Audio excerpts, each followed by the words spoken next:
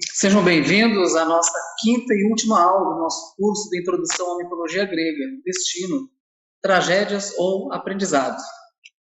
Na aula de hoje nós temos um mito bastante curioso, também bonito de ser repensado, de ser discutido e sobre ele a nossa reflexão. Compartilhar com vocês o nosso material e vamos conhecer então o mito de Orfeu e Eurídice. Exatamente. Vamos encontrar um nosso mito bastante relacionado às nossas atitudes. Então, na mitologia grega, nós encontramos o mito de Orfeu e Eurídice, sendo Orfeu filho do deus Apolo, deus da sabedoria, da beleza, e junto com a musa Calíope. E também vamos encontrar Eurídice, que é o amor da sua vida. Eram dois amantes que se apaixonaram perdidamente. Além do poeta, Orfeu ele era músico e também cantor, pois seu pai ele presenteou com uma lira, uma espécie de harpa, o que o transformou num dedicado músico. Assim, quando Orfeu tocava, qualquer pessoa ficava encantada e tranquila com a sua melodia. E isso não somente com os seres humanos, mas também os animais, e a própria natureza em geral, como as árvores, os rios, os lagos, claro, dentro de um contexto todo ele mitológico, ficavam fascinados ao som de suas notas. Aqui nós temos a representação do deus Apolo e a musa Calíope. Aqui nós temos Orfeu com a sua lira encantando os animais. Nós temos ali um grupo de coelhos. Então, Orfeu acabou apaixonando-se por Eurídice e casou-se realmente com ela. Mas Eurídice ela era tão bonita que pouco tempo depois do casamento provocou atraiu a atenção de um apicultor chamado Aristeu. Quando Eurídice ela recusa essas intenções, essas más intenções, as segundas intenções, Aristeu começa a persegui-la. Então, Eurídice tenta escapar. E nessa fuga, ela acaba tropeçando em uma serpente que acabou mordendo e Eurídice vem a falecer. Por causa disso, as ninfas companheiras de Eurídice fizeram com que todas as abelhas dele viessem a morrer. Orfeu ficou transtornado, em tristeza. Carregando sua lira, ele foi até o mundo inferior, o submundo, para tentar trazê-la de volta à vida. A canção pungente, a canção emocionada da sua lira convenceu o barqueiro Caronte a levá-lo vivo pelo rio Estige, até o outro lado, na margem, onde fica o mundo dos mortos. Em seguida, a canção da lira adormeceu o cão de 3 cabeças, Cérbero, que vigiava os portões. O seu tom carinhoso acabou aliviando os tormentos dos condenados. Ele encontrou muitos monstros também durante essa jornada e os encantou com o seu canto. Finalmente, Orfeu chega ao trono de Hades. Pois é, o rei dos mortos ficou irritado ao ver que um vivo tinha entrado em seu domínio. Mas a agonia na música de Orfeu acaba comovendo Hades. E ele chorou lágrimas de ferro. Sua esposa, a deusa Perséfone, implorou que atendesse o pedido de Orfeu. E desse modo, Hades atendeu o seu desejo. Eurídice ela poderia voltar ao mundo dos vivos junto com Orfeu. Mas ele propõe uma única condição: que Orfeu não olhasse para ela, para Eurídice, até que ela outra vez estivesse à luz do sol. Aqui nós temos uma representação de Hades, Deus do submundo, ou dos infernos, ou dos mortos. Aqui nós temos a bela Eurídice. Por um momento, ele a viu perto da saída do túnel escuro, perto da vida outra vez.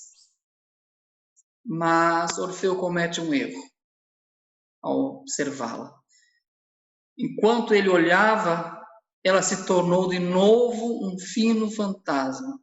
Seu grito final de amor e pena não mais do que um suspiro na brisa que saía do mundo dos mortos. Ele havia perdido a sua amada para sempre. Em desespero total, Orfeu se tornou amargo, recusava-se a olhar para qualquer outra mulher, não querendo lembrar-se da perda de sua amada. Todos esses acontecimentos, posteriormente, deram origem ao orfismo, que é uma espécie de serviço de aconselhamento. Ele ajudava muitos outros com seus conselhos, mas não conseguia resolver os seus próprios problemas. Coisa muito comum. Até que um dia, furiosas por ter sido desprezadas, um grupo de mulheres selvagens, chamadas Mênades, caíram sobre ele, Orfeu, frenéticas, atirando dardos. Mas os dardos de nada valiam contra a música do lirista. Mas elas, abafando a sua música com gritos, conseguiram atingi-lo e o mataram. Depois, despedaçaram seu corpo e jogaram sua cabeça cortada no rio Ebro. E ela flutuou ainda cantando: Eurídice, Eurídice. Aqui nós temos a representação de Orfeu à porta dos infernos. É o momento em que Orfeu, por curiosidade, olha novamente para Eurídice. Ele se volta para ver Eurídice e ela retorna definitivamente ao mundo dos mortos. A lira de Orfeu. Então, chorando, as 9 musas, que são as responsáveis pela inspiração das artes, elas reuniram os pedaços de Orfeu e os enterraram no Monte Olimpo. Dizem que desde então os rouxinóis, os nossos conhecidos pássaros das proximidades, cantaram mais docemente que os outros, pois Orfeu, na morte, acabou unindo-se à sua amada Eurídice. Bem, e quanto às Mênades, que tão cruelmente mataram Orfeu? Os deuses não lhe concederam a misericórdia da morte. Quando elas bateram os pés na terra em triunfo, sentiram seus dedos se espicharem e entrarem no solo. Quanto mais tentavam tirá-los, mais profundamente eles se enraizavam. Suas pernas se tornaram madeira pesada e também seus corpos, até que elas se transformaram em carvalhos silenciosos. E assim permaneceram pelos anos, batidas pelos ventos furiosos, que antes se emocionavam ao som da lira de Orfeu, até que, por fim, seus troncos, mortos e vazios, caíram. E aqui nós temos a grandiosidade dos carvalhos, mas também o seu eterno silêncio. Que esse mito de Orfeu e Eurídice, além de um grande amor vivido e depois consumado apenas na eternidade, nos leve a refletir sobre os nossos atos.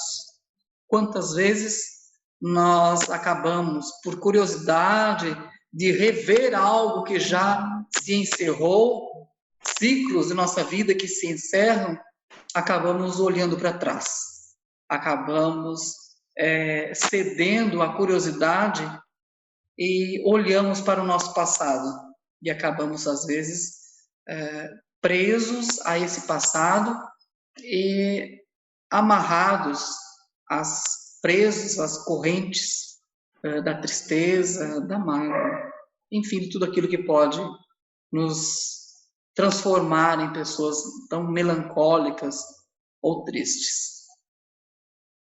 Esse é o nosso curso, espero que vocês tenham gostado. São algumas pinceladas na mitologia, em outros momentos retornaremos com outros mitos e outras coisas relacionadas ao mundo da filosofia.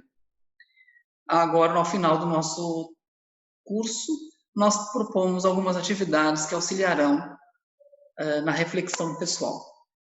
Mais uma vez, como um grande filósofo, acabo repetindo suas palavras que marcaram um grande momento. Muito obrigado pela atenção de vocês. Foi uma grande satisfação tê-los na minha agenda.